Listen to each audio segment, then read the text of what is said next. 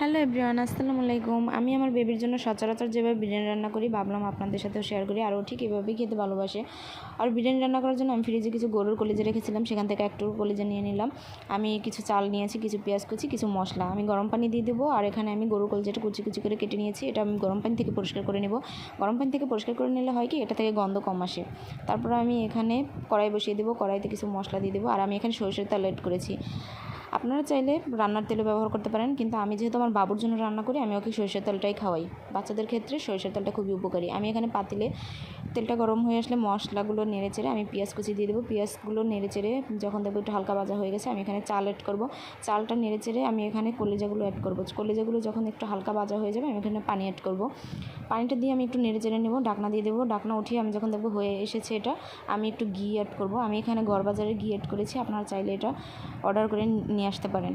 এটা খুবই ভালো। তারপর আমি এটা ভালোভাবে নেড়ে চেড়ে নিচ্ছি। তারপরে এই যে দেখুন ফাইনাল লুক, আমার বাবুর বিরিয়ানি রান্না রেডি।